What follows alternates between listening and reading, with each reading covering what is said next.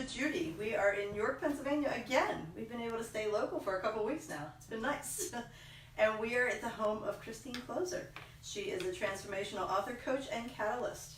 And we're going to find out what that means a little bit later. Thank you for having us to your home. Thank you. I'm glad that you're here. I'm glad we're finally doing this. We've been talking about it for a while. So. Yes, we have. I mean, I've been to your house a couple of times, and it's beautiful. So we are glad to be here. And I don't think you've ever been in my office before. I don't think I have either. You've mostly been downstairs. Your sacred space. It's our productive space. Sacred and productive. It's where all the magic happens. So, I was telling Jen earlier when I was preparing for the show that last week was Candy Nicholson. Oh, wow. Yeah. I've done where I was cold. I didn't know. All I knew about her was what I read in her bio. Oh my goodness. So I go from that to now sitting across from you, where we've known each other for a little bit. Yeah, and Candy was actually one of the very first people I met in New York when I moved. I went to a women's circle, and we keep circling. That's awesome. So, yeah. She said that she'd like to get to a new meeting. She just hasn't been free when we've had them. Awesome. Well, hopefully she'll make it eventually. Yes, I hope so. They're kind of fun. Oh, just a little bit. Just a little bit fun. That's powerful. Exactly. Powerful too. Yes. It's nice to... Well, I was born, we moved to West Hartford, Connecticut. I'm not going to date myself, but let's just say it's been more than 4 sisters, about 6 years younger, and she is in Cambridge. It's pretty far, but do you stay? We're more like holiday get-together kind of siblings. Okay. More than like, let's hang out and, we'll see. I'm trying to rally between us. We have 6 kids. Oh, wow. And I'm trying between Christmas and New Year's, where it's just us 3 sisters and all of our kids in the city for a few days. So Well, that we'll would see be if fun. I can make that happen. Well, us middle kids seem to tie everything together. It's okay. How would you best describe your childhood?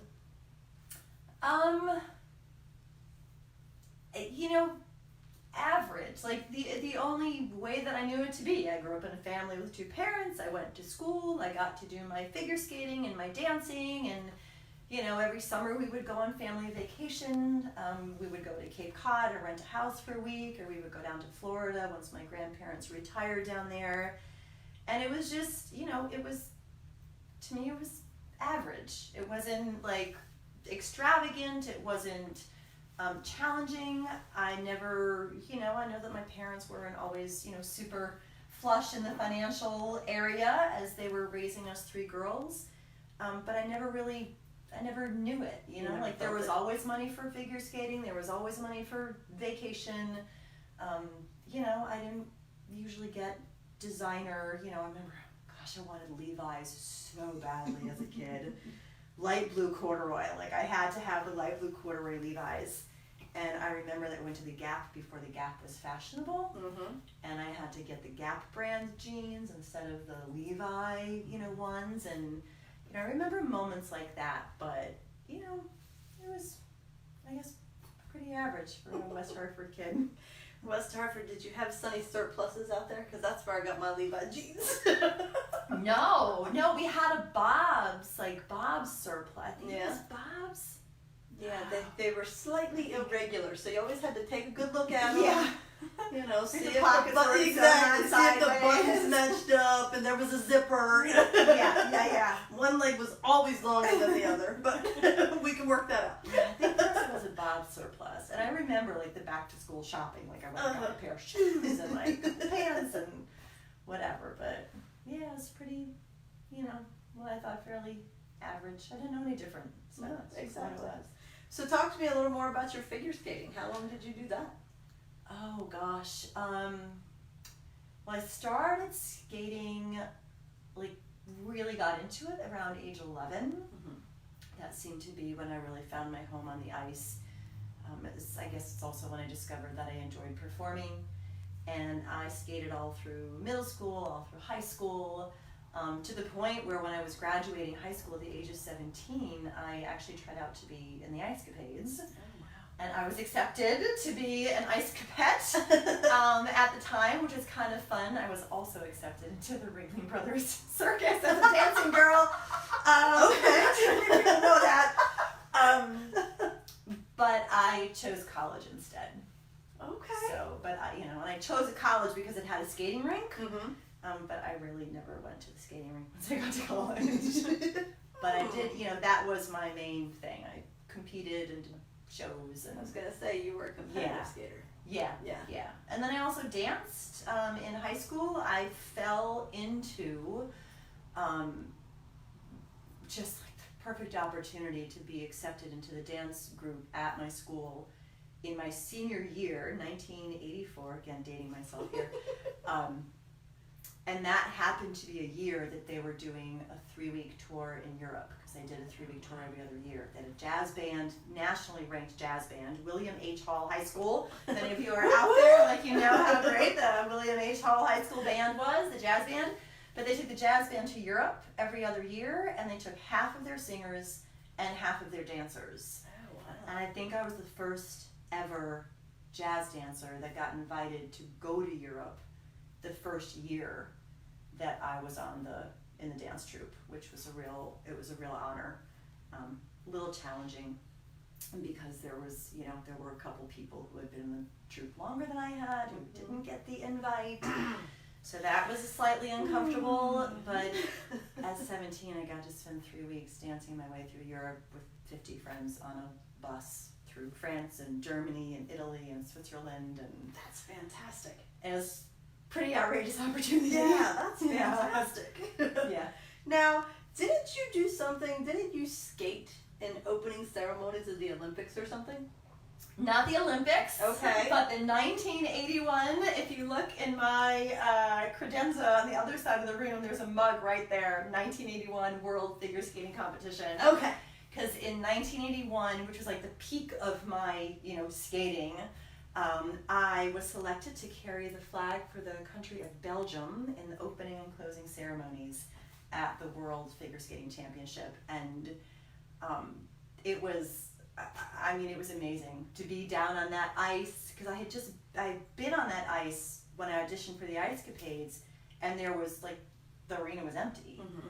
But in 1981, it was sold out, every seat in the house. This was when Scott Hamilton won one of his, record-breaking golds in men's figure skating. It's when Denise Bielman introduced the Bielman spin, which was where she had her leg, she was holding her leg with both hands way up here, and she was the first one to break this whole new genre of spins in the ice skating world, where skaters now you see it all the time, they're holding their legs every which way, but I got to see, Denise Bielman up front and personal, got her signature and everything, her autograph.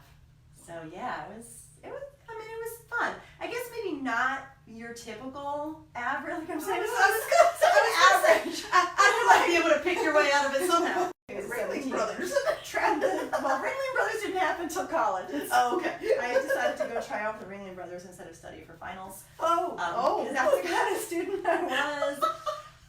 But yeah, 3 weeks touring Europe, dancing my way, through 4 countries. Probably not average, actually. Not so much. But that's okay. Yeah. It's what you know. That's what I know. Yes. So, did you find any, what is it, you just had a ton of things. I was going to say a fondest childhood memory, but you had really cool stuff happen. You know what, I have, lots of really cool stuff, but I do have a not so spectacular but really fun memory that I love to share. My dad, who's awesome, who's actually going to be visiting tomorrow with my mom for the weekend, he actually toyed with the idea of starting an organization called CRAP, which was an acronym for the Curbside Recycling Appreciation Program. Because if my dad saw something on the side of a curb, that someone was putting out for the garbage, he had to have it. Whether it was an old, fire extinguisher, fire hydrant, bicycle, chairs, anything, that had some function or could be salvaged to function. One man's trash. Yes, another man's treasure. But as a kid, I remember somehow, we did not have a pickup truck. He had a little car, and somehow in our backyard ended up these big, huge wooden spools that they use for massive cables. really big spools. And I just remember spending endless days with those spools on there, started one way, and then walking them across the air the other. I mean, just back and forth for hours. You were meant for the circus. I guess I didn't realize I was training for the circus. You Walking were on meant those for the spools. circus.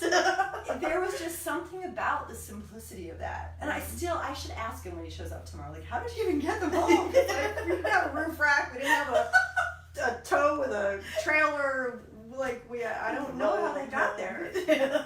But he had a couple of them. And, like, we would just walk back and forth. And I've been thinking of that another one, but I was cool enough to be a majorette because they didn't have to be cool at all. And I remember in the summertime when it was, like, light out after dinner and you got to go out and hang out in the streets after dinner. Not like the streets, but like the quiet street in our neighborhood, those streets. I remember like just practicing with my baton and just throwing it as high as I could, and like eventually I managed to get it to the top of the telephone poles. Oh. And then actually catch it on the way down and keep twirling. So those, you know, are just some very simple, you know, very fun memories. Mm-hmm. That's neat. Yeah. High as a telephone pole. That's pretty high. Yeah. Wow. Yeah, that was better than the time that I was marching in the Memorial Day parade and we were doing this move where we like held the end of the baton and swung it, and I guess it was raining and the water managed to seep into the end of my baton ball, and I'm doing the move and my baton flew back into the band. Thankfully didn't hit anyone. But top of the telephone pole was a slightly more pleasant experience than having to run back to the band. Sorry. Half of my baton, I'm holding the one end that stayed in my hand. Yeah. All right. So, what was challenging for you as a child?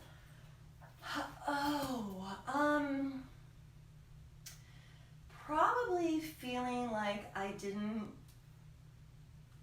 really know quite where I belonged, which I think is a somewhat universal experience for kids as they're figuring out who they are. But I just, You know, are you talking, you didn't know where you belonged in your family, in school, everything? I mean, I kind of belonged at the skating rink with my skating friends. Mm-hmm. In my family, I wasn't like, we didn't really operate as a unit. We were more like individuals operating under one roof, but more like islands than an individual island than chain of islands. Gotcha. So I wasn't quite sure there. I always just felt, some part of me always felt like I was just a little bit different. Like I didn't quite land. Even when I got to college, it's like, I mean, I really didn't belong in my college. So I made up for that by just partying, for 4 years. Right. 4 years I would do over if I could, probably. So it was like, And you just stopped skating. yeah, I kind of just stopped skating in college. Were you tired of the work that has to be put into it, or you were just done? No, everyone would just spend all their free time drinking. So, I didn't have enough sense of self to really know what I wanted to be doing with my time in college. Like, I just didn't have that. So I was kind of floating a little bit. Gotcha. I was, very connected and spent 2.5 years in high school, like, dating the same guy, star player on the football team, and it was just kind of us. So when I got to college and didn't have him and didn't have any of my close friends at college with me and didn't feel super connected to my family, I was just floating, not quite sure where I was meant to land. Right. So I landed where everyone else landed, which was, it was an Irish Catholic, college, and they all landed at the bar. So I landed at the bar. Right. That's just kind of how it was. Okay. So, yeah. So, some people can land at the bar and still do well academically. How did you do?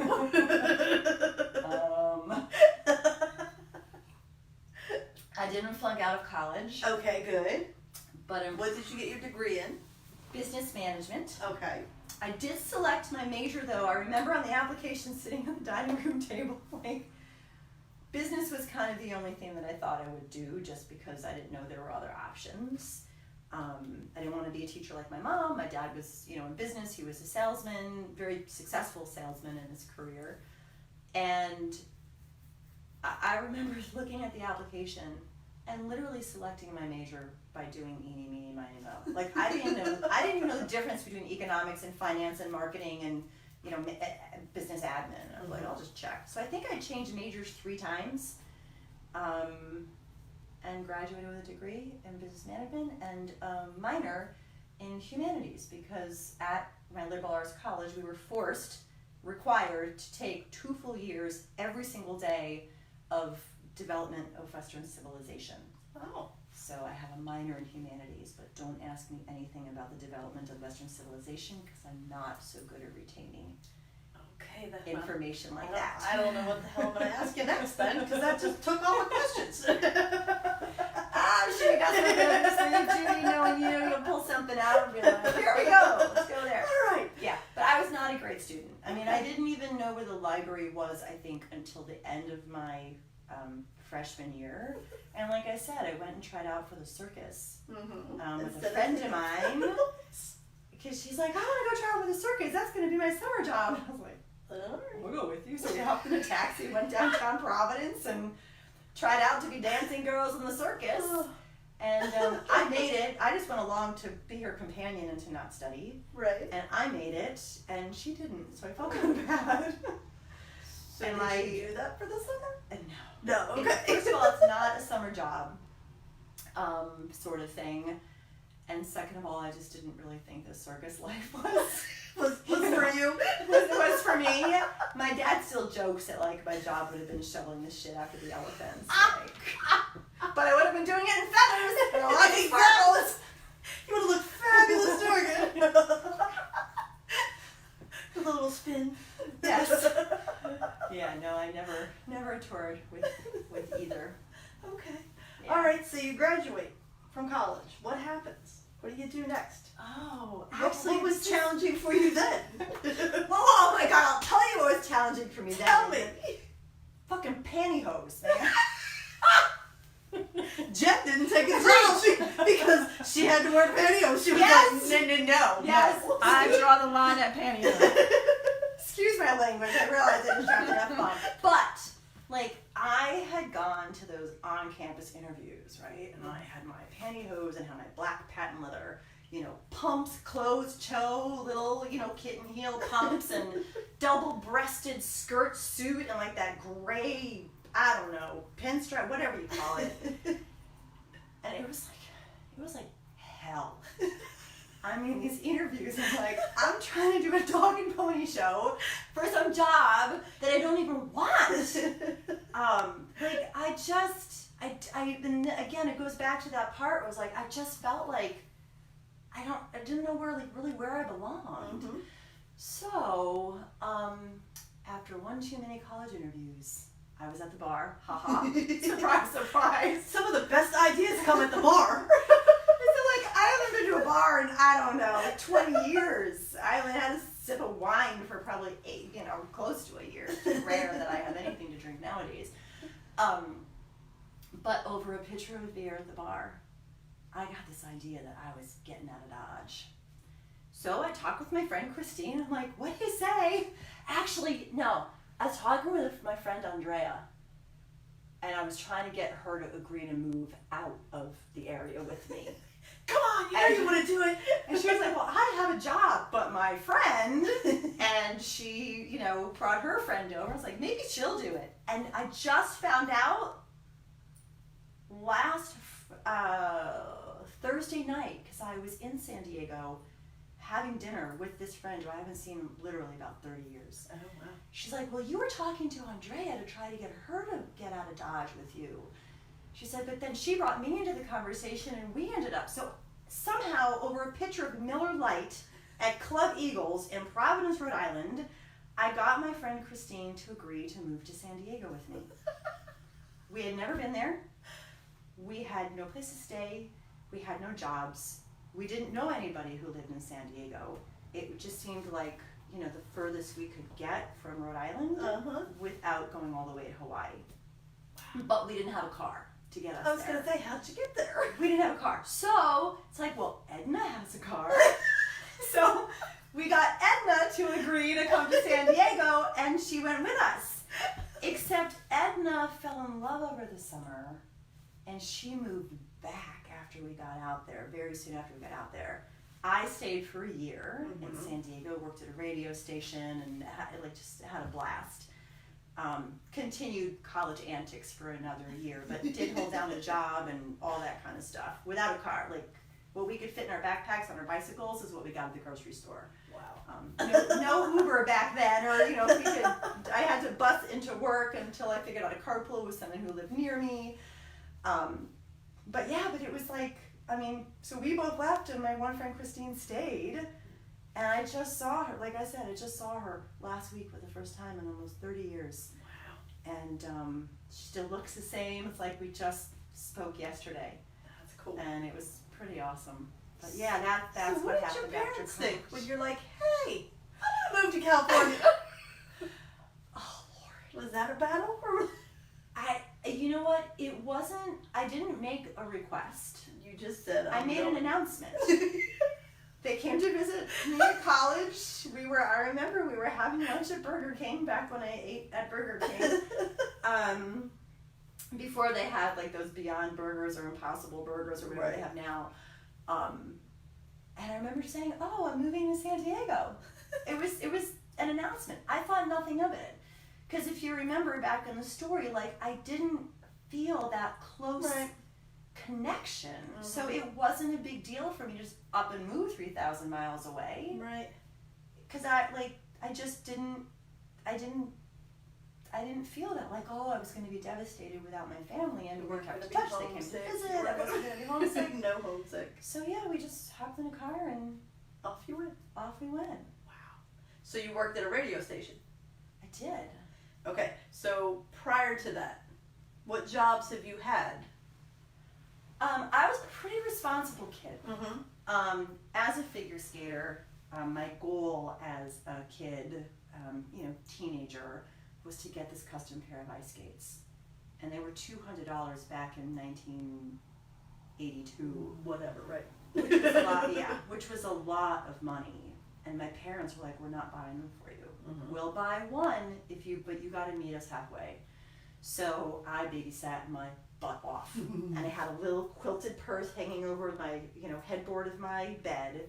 And every time I came home from babysitting, which was my first job, I would just take, and it was like $1 an hour. Right. And I just would stuff that money in there until I had babysat 100 hours or gotten a tip from someone and was able to go to New York and get fitted for my custom cling bile ice skates, which I still skate in sometimes when I go. So that was my first job. After that, I ended up as a camp counselor. My mom worked at a fabulous private school in the town right next to us that had a summer camp. So she managed to get me a job as a camp counselor. This was before I was old enough to get an official job. Mm-hmm. And then I remember after that, I ended up getting a job at the local Parks and Rec department and running one of their arts and crafts program at their parks during the summer. And I did that for a few years. Mm-hmm. I remember making $4.35 an hour. Like, that was the raise I got in my second year. I'm like, Yes. whoa, French. Watch out! And then, interestingly enough, one of the things that kind of moved me on my path of getting into the fitness industry, which is where I owned my first business, is that I had always exercised. So when I got to college, I just naturally would play my tapes and get everyone in the hallways of the dorm, and I would lead aerobic classes. Yeah, literally. And my friend Christina, I saw last week in San Diego, she's like, do you remember you used to make us exercise before we'd go out for dinner and that drinks? is so cool. She's like, I was like, well, if we're gonna go, Diego's was where we went because they had really good free food with happy hours, so we'd go get a margarita and then have free dinner. Nice. But she's like, you would always make us exercise before we went to Diego's. I'm like, I did? She's like, you bet you did. I needed you my freshman year. So after freshman year, when I got home to Connecticut for that summer, I had gone into a gym because I'm like, well, I want to keep, I guess I just was exercise, having skated and danced, it was just part of my life was to exercise. Right. So I walk in the gym to sign up for a membership, and I walk out of the gym with a job teaching aerobics. All right now. We're talking pink leg warmers, thong leotard, jumping around on a thin piece of carpet over cement to like records that we had to, put on the turntable. But yeah, that's what actually got me in the fitness industry and, led to my first business. So did you finally feel like you found a place where you fit in? No. No. No. Still no. That came later. Okay, so Yeah. now, was this after working at the radio station or before working at the radio station? Your job at the gym? This was before. Okay. This was like between freshman and sophomore year of college, and then radio station in San Diego was after college. Gotcha. Okay. Yeah. So did you keep that gig all through college?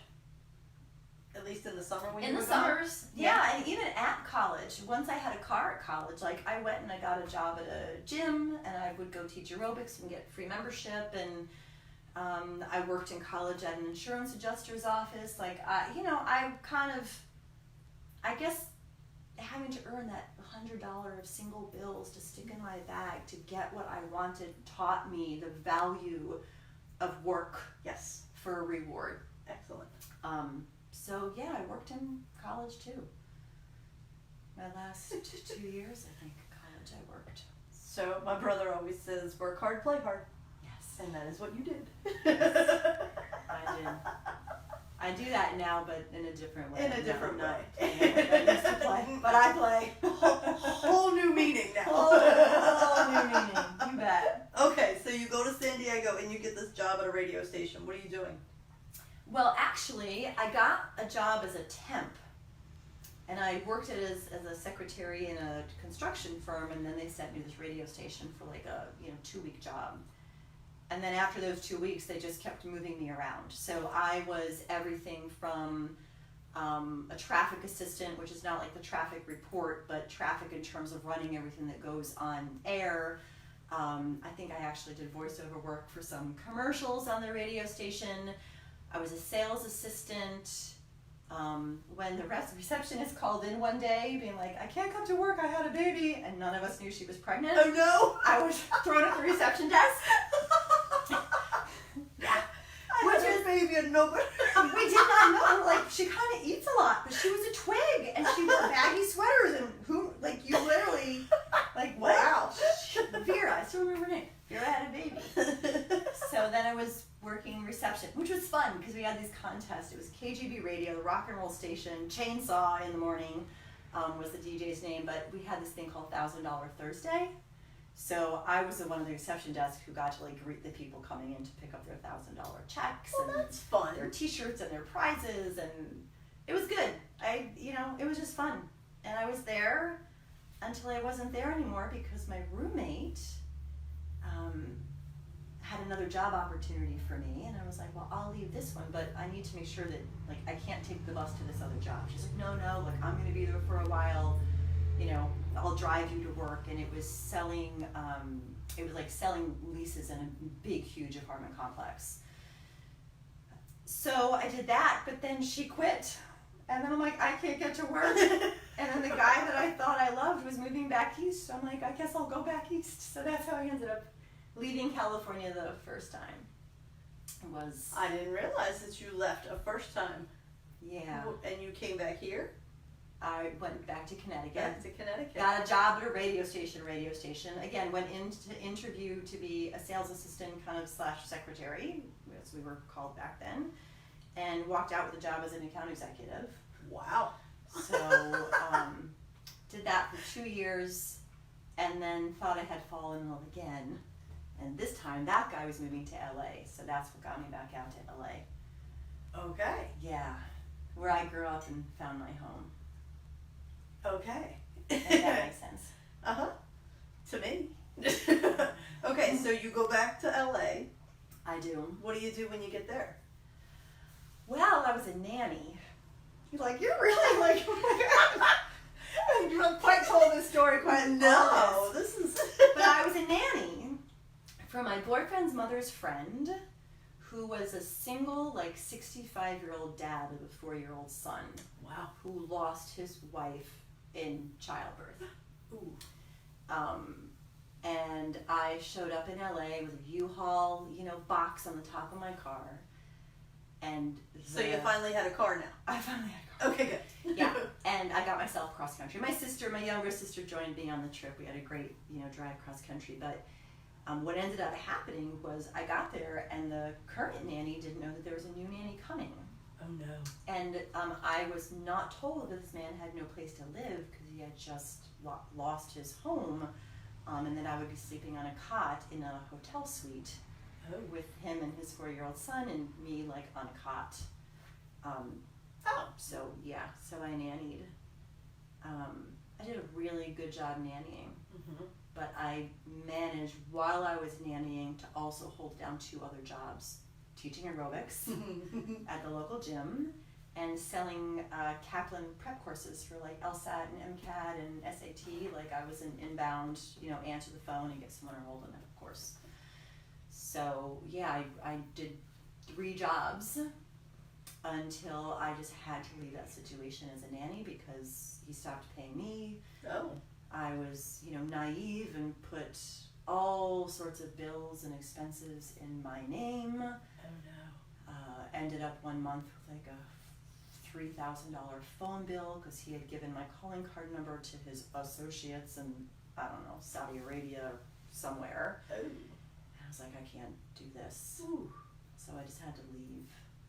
And I really felt for the kid because I think I was the first structure he had ever really had in his life. So that was tough. But that little job I had teaching aerobics led to a conversation in a jacuzzi with someone who was a personal trainer who happened to know the woman who ran personal training at the gym that I taught at. Okay. And she, I'm like, oh, I hear that, you run the training and I'd love to be a personal trainer. And she's like, well, I'm sorry, but we don't have any openings. And then I went and got certified as a personal trainer anyway. I already had a number of yoga or aerobic certifications. Went and got certified to be a personal trainer by some of the more reputable, like you really had to know your stuff to get trained by the National Academy of Sports Medicine and be certified by them, which I was.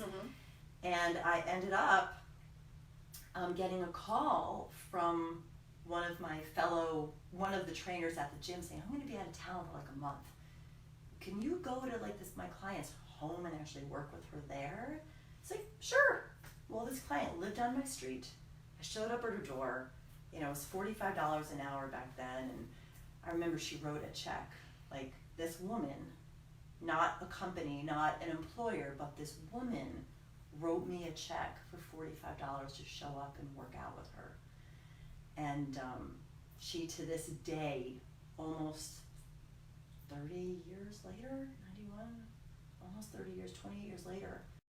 We're back? Now you're back. We're back. Okay, awesome. Okay.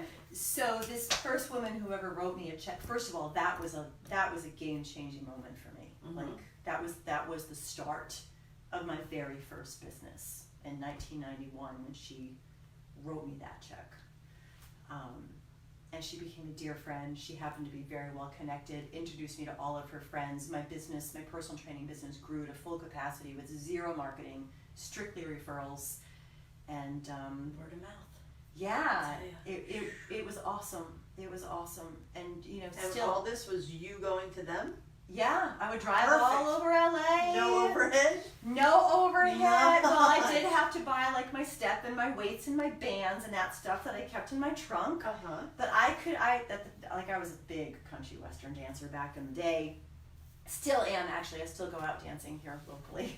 Love when I can get a progressive 2-step in. But I would like literally, I'd go out dancing till like midnight, almost every night. Wake up at 5, go see my clients from like my morning batch from like 6 to 10, go home, take a nap, do my afternoon clients from like 3 to 8, and then go back out to Denim and Diamonds in Santa Monica and dance all night Denim again. and Diamonds, I love it. Oh man, that was some fun. Oh my God, that was some fun. So that was my first business, just driving all over LA and working people out and, you know, building great relationships. Like I said, this woman, Tish, who was my very first client, like still a dear friend. You know, every time I go to LA, I visit her. Like I said, now she's in Nashville, so she's my coast, but I haven't seen her since she moved a few months ago. And, you know, she came to my wedding. She, like, I had my something old was something from her, like, but that was my first client for my first business. And she was a business owner herself. Mm-hmm. The first woman entrepreneur that I knew. Entrepreneurship didn't run in my family. Like, you got a job with benefits and security. And I obviously wasn't cut out for a job with benefits and, you know, that steady paycheck. Right. But yeah, she was a huge influence in my life. So this is how I think. What happened to the boy you went out there with? Oh, well, by the time I got to probably Utah, my sister and I were literally like hiking through Zion National Park. We were up in the waterfalls, we were walking down the rivers, and I just had this feeling like I'm not really super excited to see him. Before you even got out there. Before I even got out there. Okay. But as I said, I was a nanny. Uh-huh. And there was a park across the street from where I nannied. And when I went, you know, to this park this one day, I saw this other woman who was, you know, there nannying. And I approached her and asked her if she was a nanny. And she kind of, you know, snubbed me off like, you know, like I was going to be another, you know, LA mom asking her to watch my kids. Right.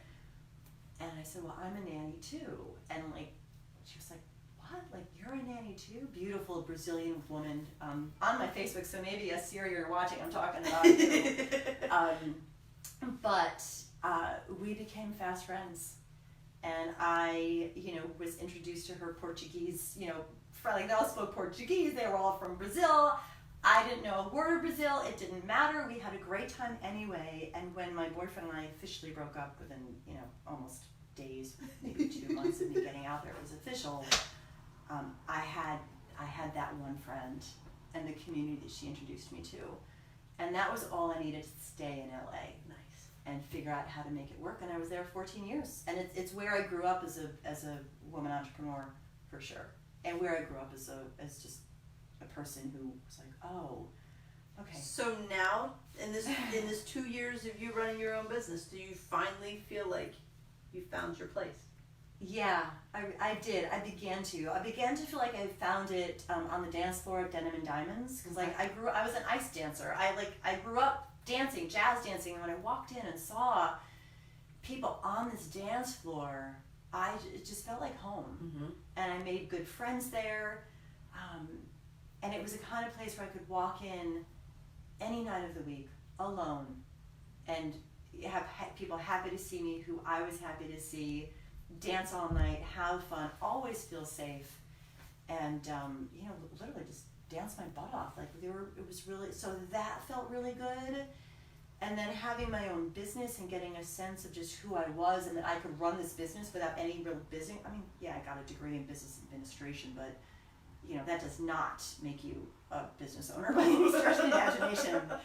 But I was like, I figured out how to do it. I made money. I was flush, you know, like Assyria and I, the friend I met, like, we're like, oh, we feel like going to Hawaii. So we just went to Hawaii for a week together. Like, I could do all that. Right. And it was pretty awesome. Okay, so you said you did that for 2 years. What happens next? Well, I did that for a while, but what ended up happening was I got dumped by another boyfriend. And to support myself, hi Toby, to support myself out of that breakup, I decided to join a gym and start taking yoga classes at that gym. And I fell in love with yoga, like just the quiet, the centeredness, the connection to self that I felt through my yoga practice. So I went and got certified as a yoga instructor and started doing yoga with a lot of my private clients. And actually started teaching in LA at one of the fancier studios. Like my big life goal was to teach at this one particular studio. And I got, you know, hired there pretty immediately. And one of my students actually owned a facility, and he owned office building in West LA, and he had built out like a small yoga studio and a small private training gym, and offered me the space to start a bit because it had been empty. He's like, why don't you just come in? So I have a place to do yoga in my own building. You know, people can come in and, you know, do their exercise down in the training gym, and I was like, all right, you know, let's do it. Toby's having fun. So I went from having this very free lifestyle to going brick and mortar, Right. which was a very difficult transition, which is what inspired me to call together a couple friends and get together one night for dinner and just, you know, talk about what it meant to be a woman entrepreneur, and to know that I wasn't crazy, and that it could be done, and that it wasn't always going to be hard, because it was really, that transition was excruciatingly painful for me. I can imagine. I mean, Yeah. you go from literally driving the roads, living your life, to Complete freedom. it's time to make donuts. Kind of. Kind of. I mean, there were some weeks that I would teach like 30 hours of yoga between running classes and my private clients, and it was a lot. Now, would you say this was the beginning of your spiritual journey, your introduction to yoga? Probably that did open me at some point in there, and I'm not sure the timing. I'm sure if we looked at the copyright page it would dictate the timing, but earlier than that, I think I had read Neil Donald Walsh's book 1 of Conversations with God, and that book just really gave me a whole different understanding, because I was raised Catholic. You know, we'd go to church every Sunday. We never prayed at home. We never said grace at home unless it was a holiday meal. We never talked about God. We never talked about Jesus. I never saw a Bible in my house. Like it just didn't exist. But we always had to go to church on Sunday, and we had to be dressed in our nice clothes, because that's, you know, what you do. So I never felt connected at all as a child to any sort of God, Jesus. I never felt that connection. So when I read Conversations with God, I think that opened me to like, ooh, something about this feels right. So yeah, that was a turning point. And then I think the yoga practice just helped it deepen. Gotcha. And so you called together some friends. I did. I called together some friends, none of whom had their own businesses. Right. But I knew would come out for Chinese food because we liked this particular restaurant. So we sat at the back of this restaurant on Wilshire Boulevard, right at Bundy, and, you know, Lazy Susan in the middle of the table, and I talked about this vision of this place where women entrepreneurs could just come and land. Not have to have shiny shoes and a flashy business card and show up saying, business is great, when inside you were breaking. I wanted a space where women could just show up, let their hair down, talk about the challenges, be lifted, supported, and not feel alone in their endeavors as a woman entrepreneur. And that little group evolved into a 500 member strong organization called the Network for Empowering Women Entrepreneurs, out of which is when I published my first book in 2005. So that Network for Empowering Women Entrepreneurs, we're coming up on our 20-year anniversary in April of 2020. Like, that was probably the biggest game changer, I'd say, in my career for sure. Okay, so you said you published your first book. What made you write a book? Well, my husband... Oh, wait a minute. You found one, and it stuck. I did. I did. You know, they say you save the best for last. Absolutely. And I definitely saved the best for last. Now, how did you meet David? Well, I met David. Supposedly, he saw me and knew that we would get married in 1997, I believe. Okay. He was at a men's personal development weekend. I was on a team that had helped support that workshop, that experience happening. And when I was up on stage for the volunteer acknowledgement, you know, he swears that he laid eyes on me and knew that he'd marry me.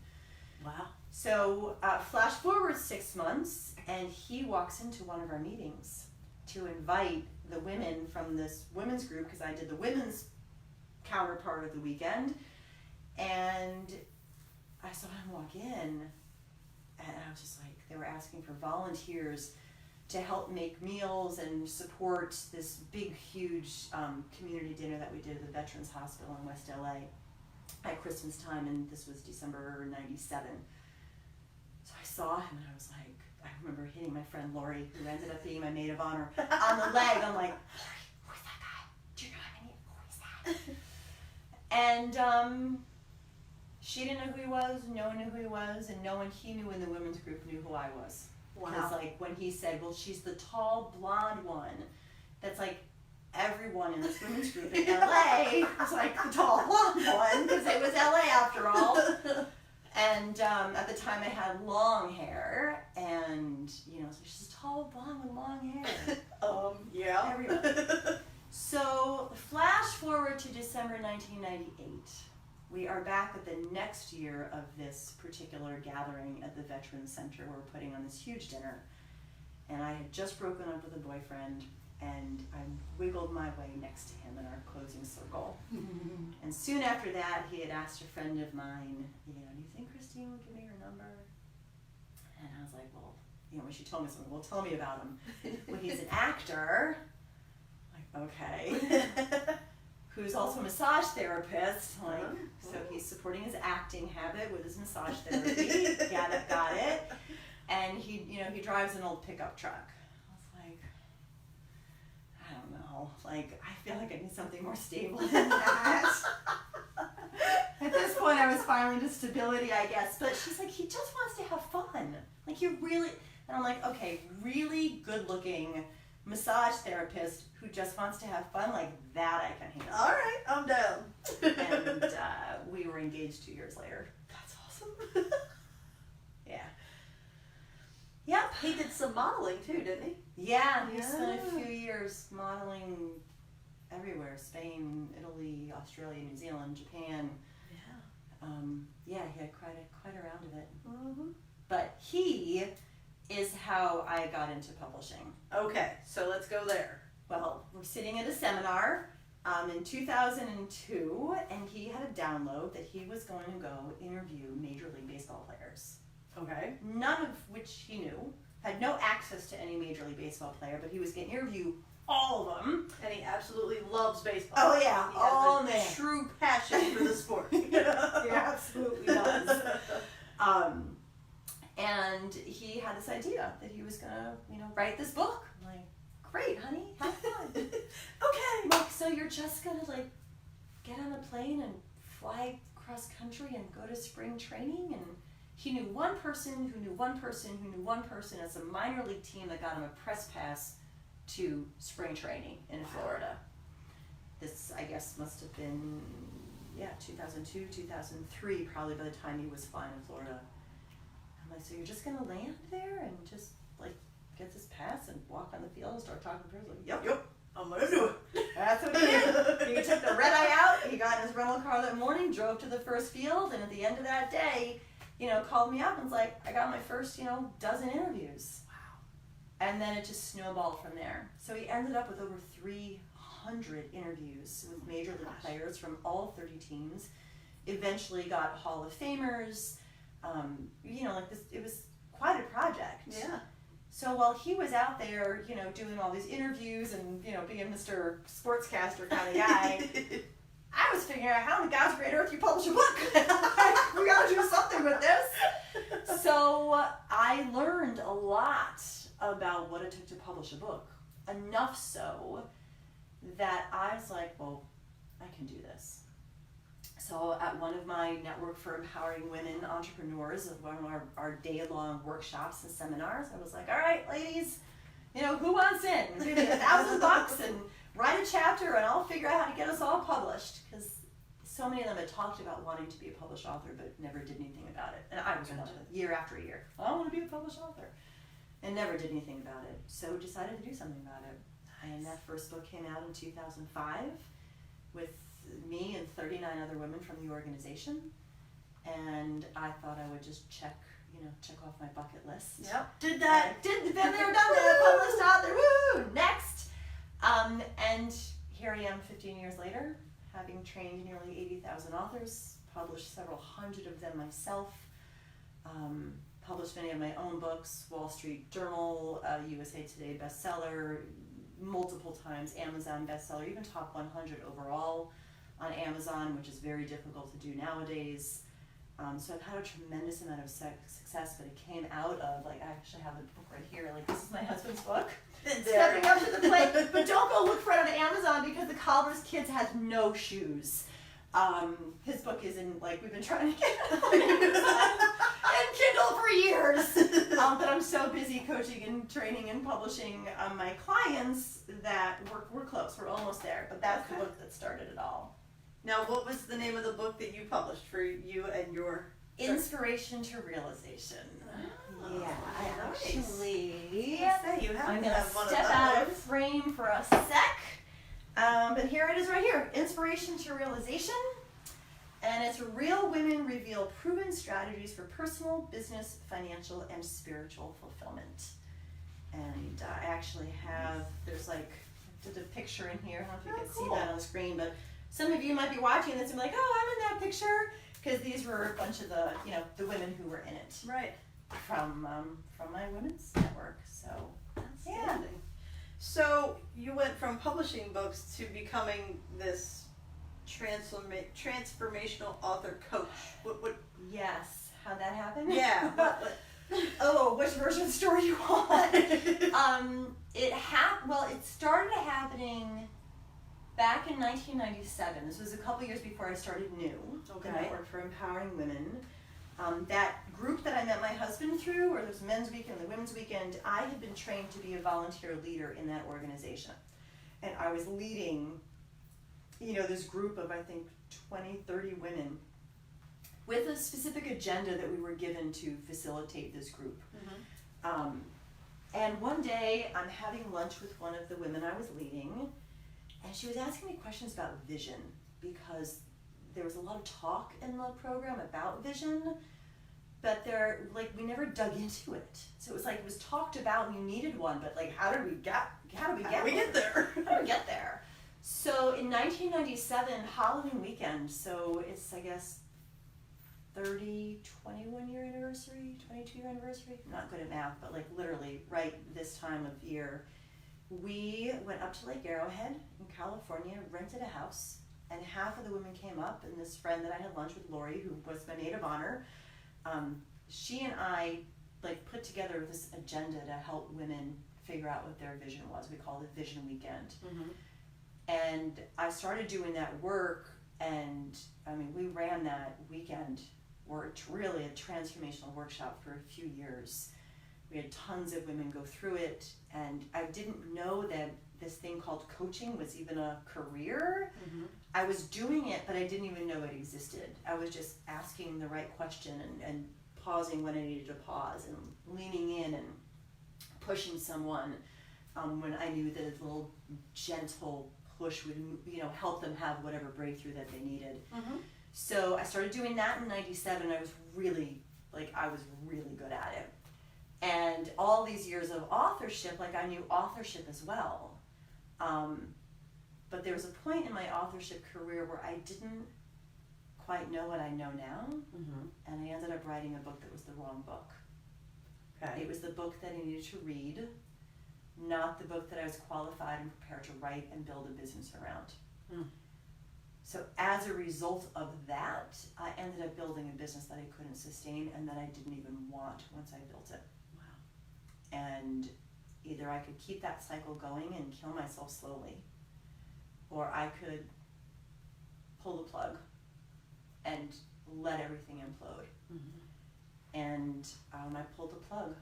Wow. And I let everything implode. I did not renew my contract to run the event that built that business very quickly back in, what year was it, 2009. And everyone's like, you're crazy, no one has the success you had and doesn't keep going. I'm like, well, I can't keep going. Mm-hmm. So I found myself losing everything. We're talking filing for bankruptcy, for closing on my home, like I was as empty could be, as depleted and as defeated as I could be. It was extremely challenging, to say the least. Now, were you still in California at this point, or had you moved back east? Back east, we moved back east in 2005 when my daughter was born, soon after that first book was published. Okay. Yeah. And when I was at the bottom of the bottom, like my husband was a stay-at-home dad, I was the income earner, I needed to produce, we were on the verge of homelessness, it's like, I gotta do something, you know what I mean, or else we're moving into like my father-in-law's, you know, moldy guest house, Right. you know, next to the pool out in California, which sounds lovely, but trust me, it was not a guest house you wanted to live in. And as I was in that darkness of really like show me, like this has to be for something. It was so painful, but I could feel the fertility of that darkness. Mm-hmm. That something had to, like, I wouldn't have been brought this far, gone through what I've gone through, know what I know, be gifted at what I'm gifted at, and not be shown how it was meant to be used. So, and this was at a time where I had a lot of my colleagues who were also going through the same thing. Like everything crashed, people's credit got slashed, they couldn't pay what they were supposed to be paying, so like your whole cash flow turns upside down when all of a sudden you have thousands of dollars a month on credit cards that people can't pay to you because they had no credit left. Like, I mean, we all went through that. And a lot of my colleagues were just doing the same thing. I was like, I can't do the same thing. Like, if I don't stand, like, I need to be able to stand on the verge of homelessness, literally, going through bankruptcy and speak with such authority and conviction that I could teach something, that it didn't matter if my material world was falling down around me like it was. Mm-hmm. And in that space is where the divine download came to merge the work that I had been doing since 1997 in the transformational space with the work I had been doing since 2004 when I brought this first group of 40 authors together. And that's when I married transformation and authorship and thought, you know what, I can stand here in complete integrity with who I am, with my my material world falling apart, but me coming together in a way that I had never come together before. Nice. And I ran an event called the Transformational Author Experience in 2011. That event was happening when I actually received the discharge papers from my bankruptcy. Like, I got those papers right at the end of that training. So, like, you know, when I say, like, I was going through, like, I was leading this training for 10,000 people, not knowing if I was going to have enough money to, you know, get us into a home after we lost ours, or not. But I could still be in integrity with transformation and authorship because I knew that. I knew that like the back of my hand. Know it more today than I did then, but man, I knew it back then too. So that's kind of how the journey unfolded. That's amazing. And it's interesting because, you know, we've known each other for a long time, and last year I was urged, guided to attend your breakthrough event. And, you know, and I kept saying, you know, I'm not writing a book, I don't understand, why am I going, I don't get it. But being at that event was the book is just the end product of the work that you do. It gets people in the game. Yeah. And it is a tangible result. Yeah. But it's about it's much more. Yeah. It is so much more. Yeah. I mean, I'm still not writing a book yet, but the growth that I experienced in those 3 days is something that continued to work through me for the whole year. What does it mean when I say to you beyond the book? Well, it means what I've always known to be true in this work, at least the way that I do it, because there's not a lot of people in the industry that do it like I do it. Like, to me, the book is the vehicle. It's what you desire, it's what you want, it's what gets you in the game. But what a lot of people don't realize that I help pull out of them is that this book is actually like the key that turns over transformation in your life in ways they never knew possible. And I've been blessed to bear witness to so many amazing experiences where people came in and thought they were here to write a book, and they wrote their books, right? I've got shelves. If we turn the camera around, I've got shelves, of all my clients' books all over the place, which is awesome. But to see who that person is walking in, and to see who that person is on the other side, it's like they're unrecognizable sometimes to themselves. Yeah. Or not so much unrecognizable, but they recognize in themselves as a part of themselves they always knew they were, that they never let out. They've released more than they ever thought they could release. They've freed themselves of confinement, restriction, fear, doubt. What are other people going to think? Like they through the process that I put them through, which is, powerful and rigorous and amazing. They transform through the process, which is, the place it all starts for me is like, well, what's the transformation that you want for yourself as you write this book? Because whatever it is you desire, this book can actually bring to fruition for you in a number of ways, but I feel like it starts with, what I call the quadrant of the self. Yeah, there's a massive amount of healing and shifting that goes on. To be able to birth your true, authentic, transformational book, you bet. Yes, and that's what you do for them. I was able to bear witness and experience it myself, that when you're on that stage, you are magical. When you're doing your work, it is something fascinating to watch. And I left there knowing that you are divinely guided. It's just amazing. And last year was like nothing compared to this year. Yeah, I missed this year. I breakthrough 2 weeks ago. But it was so good because I was actually busy all week, so awesome. That transformation really worked. But yes, so people, if they wanted to reach out to you, yes, like I have a book. I think I want to write a book. Yes. How do they get in touch with you? Well, you can go to my main website, which is just ChristineKloser.com, and maybe we can just, type that into the comment feed or wherever we do. It's Christine with a CH, Kloser with a K, so you can go to my main website. But actually, the most recent book I wrote is this one. You just heard me mention the Self Quadrant. I wrote this book called The Transformation Quadrant, How to Blueprint Your Book in 15 Minutes or Less.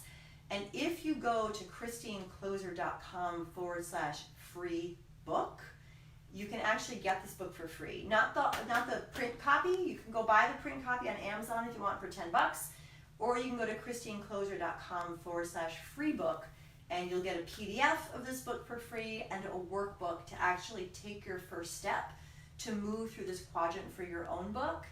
And then that will kind of get you in my world. You'll understand a little bit more about this foundational tool that I teach and how I work with authors and all of that. So that's probably the best place to start. Okay. ChristineKloser.com right now is being reworked, so the website itself isn't great. Okay. But the book itself is awesome.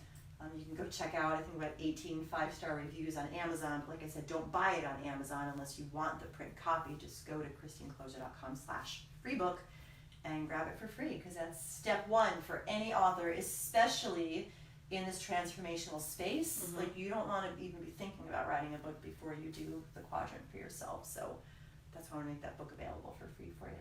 So the term authentic message, you help people put into print their authentic message, which is their gift to humanity. Yeah. That's quite a gift. That's fantastic. It's pretty amazing. Yeah. It's like, I just, you heard, like, I've been on the phone since 10 o'clock this morning. Yes. I had a full day of clients and group calls and all this stuff. And, I did have to take a nap today, which I don't usually do, because it was just a lot of output. But every bit of it, like, I'm in awe of the magnificence of the people I get to work with. And in awe of the fact that, like, I've been the one that they've chosen to guide them on this path, and I get to like have a front row seat to witnessing and facilitating that transformation for them. And it's like, you know, I don't really work anymore.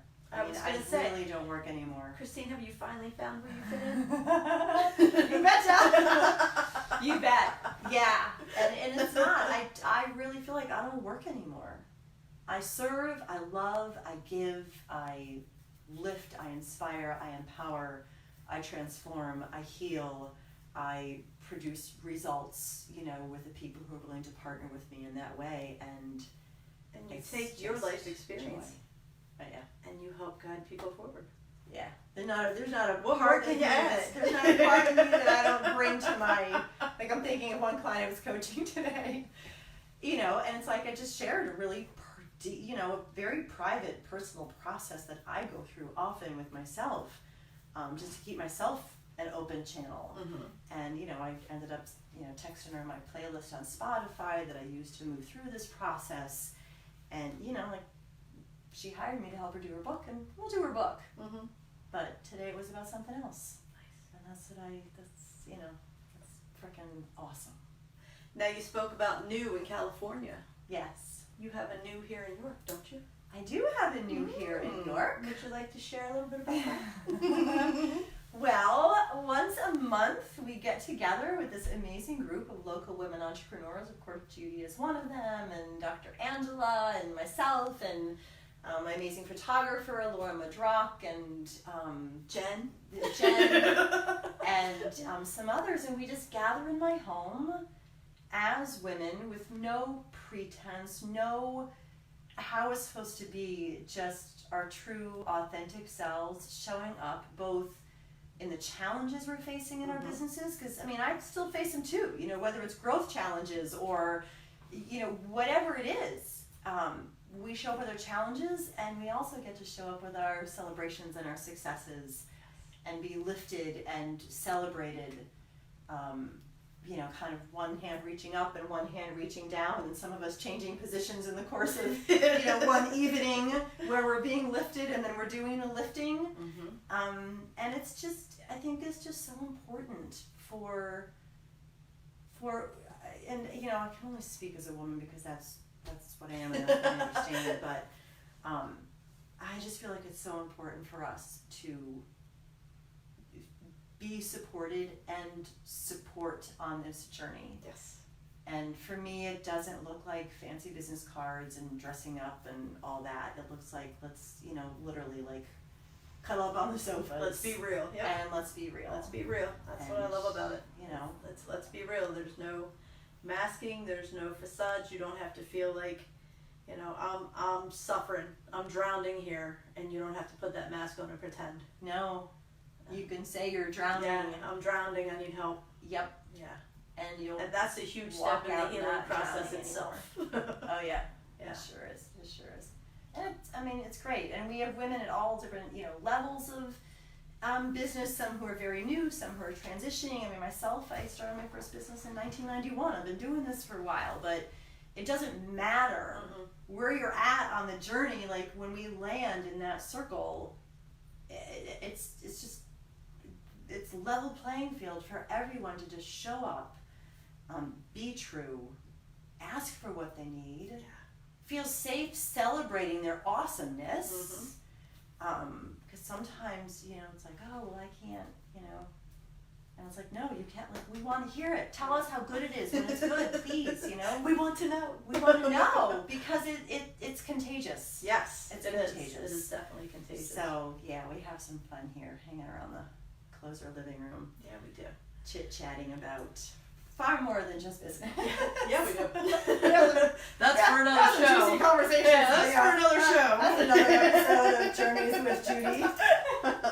Okay, so as we close tonight, yes, there are a lot of people out there. I mean, you've known struggle firsthand that are struggling.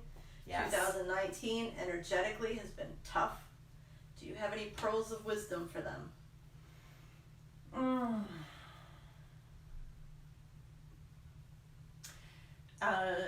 First and foremost, while it may feel like you're struggling alone, you are never struggling alone.